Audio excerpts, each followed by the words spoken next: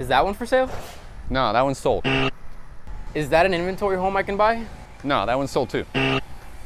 Well, could I just build on this lot? No, that one's sold too.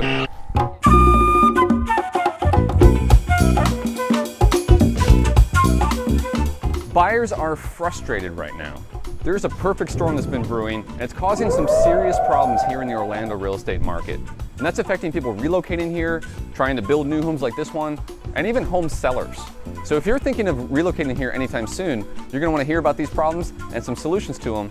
Let's get into it right now.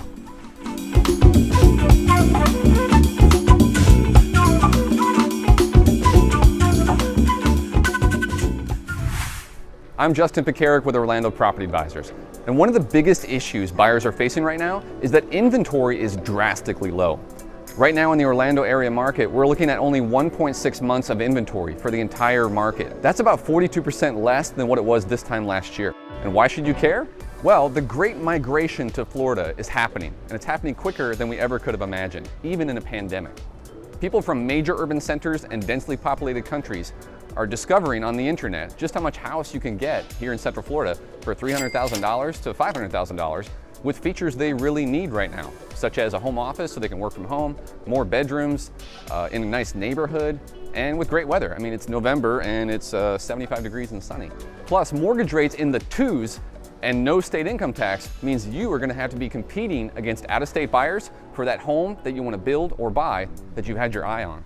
And this brings me to the frustrating reality many buyers are feeling right now. And because of this perfect storm, it's effectively poured gasoline on an already hot market, which has led to price increases across the board in an alarmingly short period of time. Take Lake Nona's 32827 zip code, for example, an area that many people are just now discovering. They're hearing about all this growth and how you can build a home and get everything you want for your budget. Well, 125 homes got sold between July, August, and September this year, and the average sale price was $517,000. Not exactly what I'd call affordable housing. This includes new construction homes where builders are rolling out price increases due to lumber shortages, lack of subcontractor labor, and just lack of lots because everyone's come in and bought up all the good lots. Some of these developers are way ahead of their development schedule they planned for. So pretty soon, you won't be able to build the exact home you want in the neighborhood you like. What about this one? Nope, sold. Home sellers are not immune to these problems either. Besides rising property taxes in the area, when they want to build a new construction home like this one, but they have to extract their own equity out of the current home first, it requires perfect timing. Otherwise, they risk losing their deposit to the builder, which in some cases could be 10% of the home purchase price. In addition, when those home sellers look to accept offers to sell their home and the offer has a contingency on it, you better believe it's going to be sorted to the bottom of the pile. Now, for those of you that are predicting a housing crash like in 2007, consider this. In a buyer's market, it takes about 5 or 6 months of inventory to dwindle all the way down to zero, thus causing those low prices because of supply and demand. The last time Orlando had 6 months of inventory was back in 2011. To put that in perspective, we would need an additional 7,600 listings to hit the market next month and every month thereafter, in addition to what's already on the market right now, to turn the tides in your favor and make it feel like you can get a deal on a bank-owned in foreclosure. And if you want to dive deeper into this conversation and see a more detailed yet still very logical and not emotional discussion of this, I found a great video on the internet and I put a link in the description for you to go check out. Look, no one could have predicted the myriad of factors that led to this accelerated growth, but alas, here we are. And if you need to relocate and you like this area and you want to build something but don't feel like you're overpaying, there's some solutions I can provide for you, and we're going to get into those right now.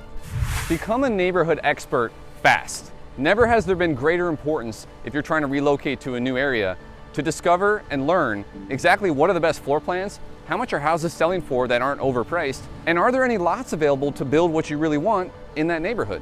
And you better hurry up because there's somebody out there hatching a plan to build or buy the same exact house that you just discovered. For example, on community social media groups, listings can get pre-marketed for up to 24 hours. And by the time the locals have seen the pretty pictures of that new listing about to hit the market, it can get sold in 1 day on the market. And you never had a chance to even go see it.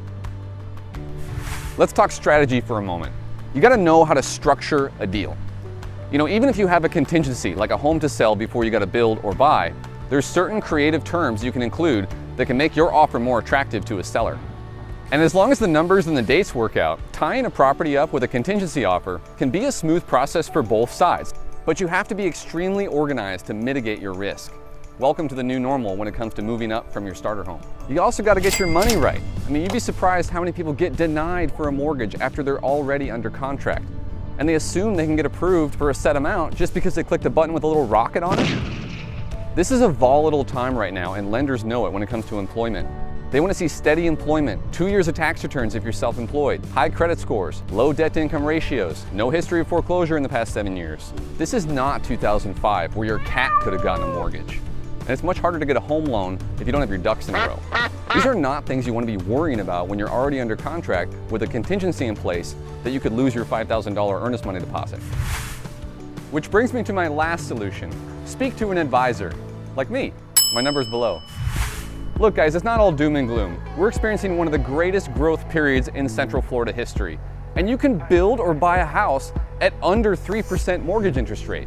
That's amazing. There's lots of land to still build houses on here, plenty of established areas with beautiful lakefront homes, and coming soon, flying electric air taxis.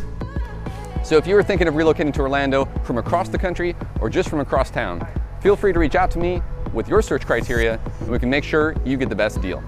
Don't forget to smash that like button, and if it's your first time here, subscribe to this channel for more hyper-local content with some of the best neighborhoods to live in here in Orlando.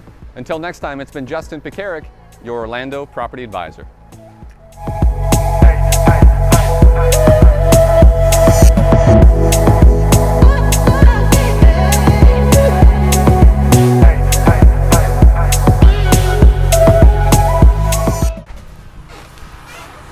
And this one? Nope, sold. Kidding me.